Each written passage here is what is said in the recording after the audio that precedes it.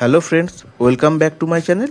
আজ আমি তোমাদের জন্য নিয়ে এসেছি একটা স্পেশাল গরম মশলা রেসিপি, যেটা বাঙালির খাসির মাংস, মুরগির মাংস, মাছ, ডিম, আলুর দম, ঘুগনি এই সব কিছুর জন্য একদম পারফেক্ট। বাজারে বিভিন্ন ব্র্যান্ডের কেনা মশলার থেকে 10 গুণ ভালো হবে।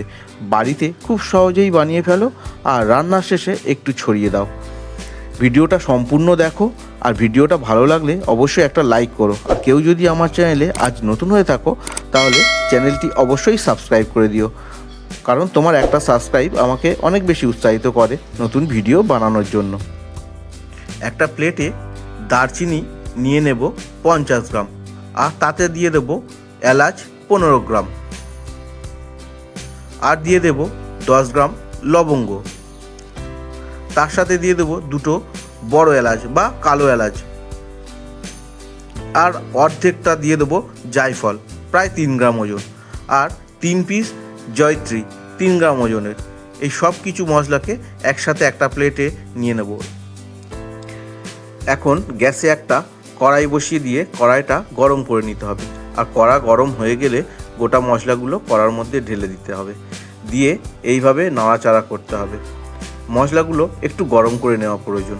গরম করে নিলে মশলার মধ্যে যে এক্সট্রা ময়েশ্চার থাকে সেইটা উড়ে যাবে এবং মশলাগুলোর মধ্যে একটা সুন্দর গন্ধ আসবে।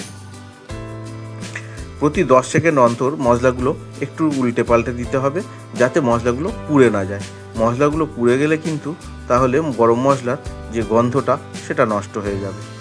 এইভাবে অনবরত একটু নাড়তে হবে, আর 2 থেকে আড়াই মিনিট এইভাবে নাড়াচাড়া করলেই মশলাগুলো কিন্তু গরম হয়ে যাবে।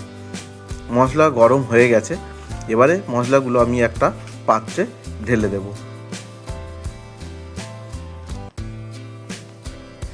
এখন মশলাগুলো ঠান্ডা করে নিতে হবে, কারণ গরম অবস্থায় আমরা যদি এটাকে মিক্সচারে দিয়ে পেস্ট করি তাহলে গরমে আর মিক্সচার ঘোরার যে গরম তাতে মশলাগুলো পুড়ে যাবে। এইভাবে হাত দিয়ে মেলে দিলে তাড়াতাড়ি ঠান্ডা হয়ে যাবে। মশলাগুলো ঠান্ডা হয়ে গেছে, এবার এগুলো একটা মিক্সচার কন্টেনারের মধ্যে দিয়ে দেব। সমস্তটা একসাথেই দিয়ে দেব।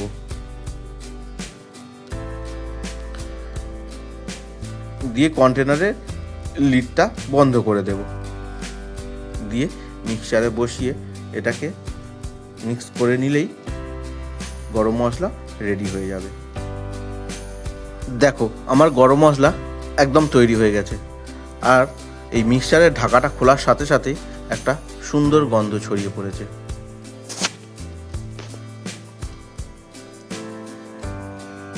এখন এই গরম মশলাটা একটা বড় পাত্রে এইভাবে ঢেলে নিতে হবে, নিয়ে এটাকে ঠান্ডা করতে হবে। ঠান্ডা হয়ে গেলে তারপর একটা এরকম কাঁচের কন্টেনার নিয়ে তার মধ্যে সমস্ত মশলাগুলো ঢেলে দিন।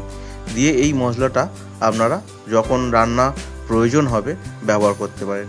এটা 6 মাস পর্যন্ত আপনি এইভাবে রেখে দিতে পারবেন। ভিডিওটি সম্পূর্ণ দেখার জন্য অনেক ধন্যবাদ।